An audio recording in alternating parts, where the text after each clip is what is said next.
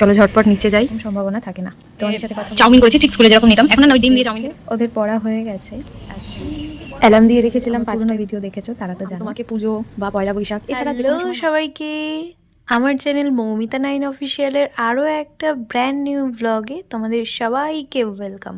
চলো ব্লগটা শুরু করি। দিনটা ছিল 13 মে, বুধবার।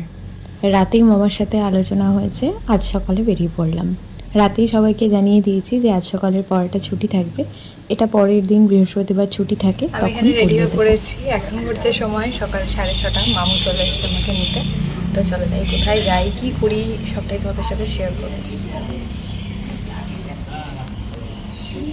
অ্যালার্ম দিয়ে রেখেছিলাম 5টায় উঠবো, 5টায় উঠতে পারিনি, উঠেছি ওই 5:15 নাগাদ। উঠেই ঝটপট আগে শ্যাম্পুটা করে নিয়েছি। আর সকালবেলা বা যে কোনো টাইমে বেরোলে মা তো সামনের দিক অবধি এগিয়ে দিতে আসে।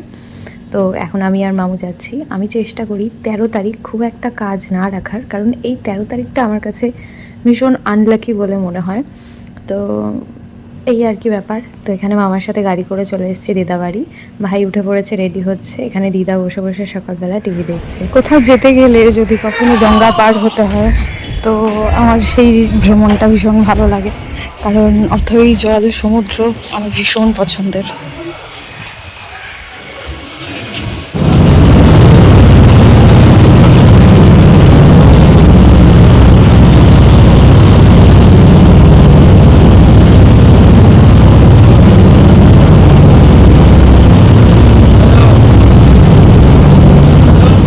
অনেক সময় আমরা না চাইলেও পরিস্থিতি আমাদেরকে দিয়ে এমন কিছু কাজ করায়, এমন জায়গায় নিয়ে দাঁড় করায়, তা হয়তো সত্যি আমরা মন থেকে কখনো চাই না। আজকের পুরো দিনটা আমার হয়তো ওইভাবেই শুরু হয়েছে। এই দিনে আমি বেরোতে চাই না, সেরকম আজ যেখানে আমি গেছিলাম সেখানেও আমি কখনো আর যেতে চাই না। পৌঁছে গিয়ে সকালবেলা আমরা খেয়েছিলাম একটু কচুরি আর তরকারি। আমরা গেছিলাম, সেদিনকার লোকেশন ছিল বারাসাত ব্রেনওয়্যার ইউনিভার্সিটিতে। ভাইয়ের এইচএসের রেজাল্ট বেরিয়েছে, বিটেকের জন্য আমরা কথা বলতে গেছিলাম। আমি আর্টসের students, masters in political science. এখন ব্যাপারটা হলো, তোমরা যারা যারা আমার ভিডিওটা দেখছো, তোমরা যদি কেউ এইচএসে সায়েন্স নিয়ে পড়ে থাকো এবং তারপর সায়েন্স নিয়ে কি পড়া যায় বা একটু জানিও, তাহলে অবশ্যই আমার ভাইয়ের অনেকটা সুবিধা হয়। তখন সময় প্রায় 3:45 বাজে। বুনু আজকে দুপুরের খাওয়া দাওয়া করেনি, আমার জন্য ওয়েট করছে। এই যে এখন আমার সাথে খেতে বসেছে। আজকে দুপুরের লাঞ্চে ছিল কালকের মাছ আর কচুরলতি। হ্যালো সবাইকে, দিনটা ছিল 14 মে, বৃহস্পতিবার। বৃহস্পতিবার তো আমার ছুটি থাকে সাধারণত। গতকাল যেহেতু ছুটি নিয়েছি, তাই সেই পড়াটা আজকে পড়িয়ে দিয়েছি। আজ 3জন পড়তে এসছে, ওদের পড়া হয়ে গেছে। আজ সকালটা ওদেরকে দিয়েই শুরু করলাম। আর একটু দেরি করিনি, ঝটপট চলে এসেছি ওপর ঘরে পুজোটা সারবো বলে। ওপর ঘরের পুজোটা আমার করা হয়ে গেছে। তারপরে এসেছি আমার ঘরে। এই ঘরে আমি এখন ঠাকুরকে প্রত্যেকটা দিন ফুল দিই। নিচের ঘরেও আগে দিতাম, তা তোমাদের সাথে আমি শেয়ার করেছি। তোমরা যারা আমার চ্যানেলে নতুন আছো তারা হয়তো জানো না, যারা অনেক দিন ধরে আমার পুরনো ভিডিও দেখেছো তারা তো জানো। তো যারা নতুন আছো অবশ্যই তোমরা আমার চ্যানেলটা সাবস্ক্রাইব করে নিও, পাশে থাকা বেল বাটনটা বাজিয়ে দিও, যাতে পরবর্তীতে আসা সকল নতুন ভিডিওর নোটিফিকেশান তোমরা সবার আগেই পেয়ে যাও। এই ঘরে খুব একটা আমি ধূপকাঠি বা কোনো রকম প্রদীপ মোমবাতি জ্বালি না, কারণ রাখার জায়গা নেই। মাঝে মাঝে ওপর ঘরের পুজো সারার পর একটা করে ধূপকাঠি নিয়ে আসি, সেটাই দরজার সাইডে লাগিয়ে দিই, তাতে কোনো ক্ষতি হওয়ার সেরকম সম্ভাবনা থাকে না। তোমাদের সাথে কথা বলতে বলতে ওপর ঘরের পুজো সেরে চলে এসেছি একদম নিচের ঘরে।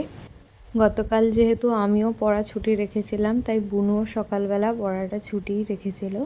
আজ বুনুকেও পড়াতে হয়েছে, সেই কারণে বুনুও সকাল সকাল উঠে নিচের ঘরের সব কাজ সেরে নিয়েছে। যেমন দুঘরের বিছানা গুছিয়ে নিয়েছে, ঘরটা ক্লিন করে নিয়েছে, এগুলো সব বুনু কমপ্লিট করেছে। আর সকালবেলা যদি বেড ক্লিন করা থাকে তাহলে তো বেশ ভালো লাগে। আর আমি চেষ্টা করি বৃহস্পতিবার একটু ধুনো ধরিয়ে নিচের সব কটা ঘরে দেখাতে, সব কোনায় কোনায় যেন ধূপের এই গন্ধটা গিয়ে পৌঁছায়, আমার ভীষণ ভালো লাগে। এখন যাব ওপর ঘরে। ওপর ঘরে প্রথমে দেখানো হয়নি, একবারে নিয়ে চলে এসেছি নিচের ঘরে। নিচের ঘরটা দেখিয়ে এখন দেখাবো আমার ওপর ঘরে। সকাল থেকে তো ঠিকঠাক কারেন্ট ছিল, একটু আগে কারেন্ট চলে গেল। তো পুজোর আগে একটু আলপনা দিয়ে নিয়েছি। এই ঘরের সামনেটা দিয়েছি, মানে ঠাকুর ঘরের সামনে আমি আলপনা করি, সাথে করি ওপর ঘরের এই বারান্দাটাতে, আর তার সাথে করি এই বাইরের ঘরের বারান্দাটাতে, মানে এই ব্যালকনিটাতে।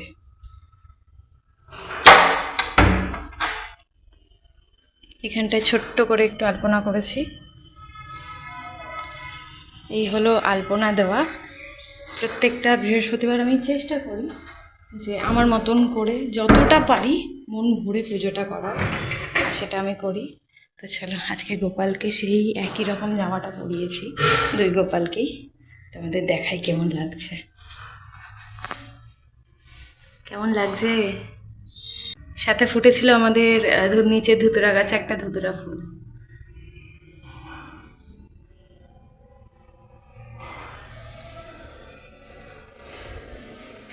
নিচের ঘরে পুজো সেরে চলে এলাম অপুর ঘরে একটু আমার গাছেদের সাথে দেখা করতে।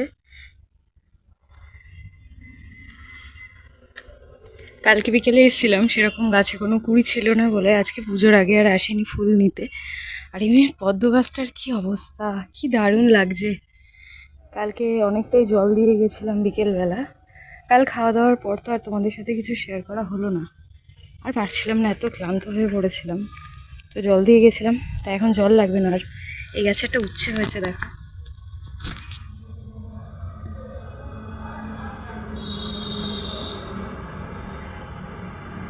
কি সুন্দর লাগছে না উচ্ছেটা। মোটামুটি সব গাছই ঠিকঠাক আছে। গাছের রং আর পাতার রং, মানে ফুলের রং আর পাতার রং এক, তাই বুঝতে পারছি না যে ফুলটা আসলে কোনখানে রয়েছে।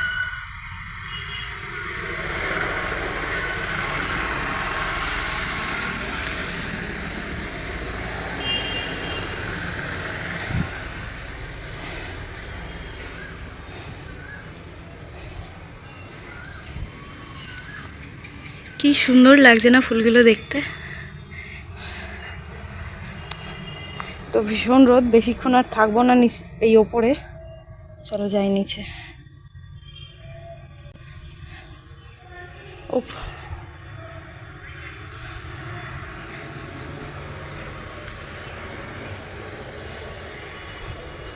আজকে সকালে টিফিন করছি এখানে, চাউমিন করেছি, ঠিক স্কুলে যেরকম নিতাম। এখন আর না, ওই ডিম দিয়ে চাউমিন খেতে ভালো লাগে না, নিরামিষ বলে আলু দিয়েছি, আর তার সাথে কাল রাতে বাবু ছানা এনে দিয়েছিল আমাকে খাওয়ার জন্য, সেটা খাইনি। তো এখানে পনিরটা দিয়ে নিয়েছি। এখন ঘড়িতে সময় সকাল 11:54। পুজো টুজো অনেকক্ষণ আগে কমপ্লিট, এটা করতেই 1.5 ঘন্টা মতন আমার লাগলো। তো এটা দিয়ে সকালে টিফিন ব্রেকফাস্ট যা বলবে মোটামুটি এটা দিয়েই সারবো। এখন ঘুরতে সময় হবে বিকেল 4:05। দিদা এসে প্রথমে পেছন দিকে ডাকতে গেছে জানলায়, কারণ এইদিকের দরজাটা আটকানো ছিল। তো সেই জন্যে পেছন দিকের জানলাটা যেহেতু খোলা থাকে, তাই সেখান থেকে ডাকলো, মা ঘরে আসো।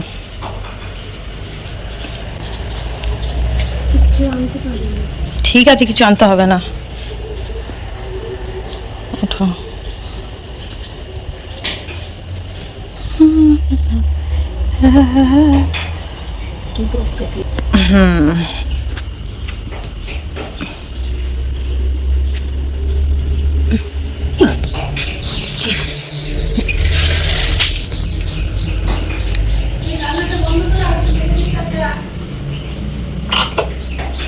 ঘরের সামনে এসে নাবি আবার বড় বড় কথা বলে, অত ভালো লাগে না আমার। যেখানে মাথা তেলটা দিয়ে যাই, মাথায় কে তেল দেয়? দেখা ছুটে দেখা।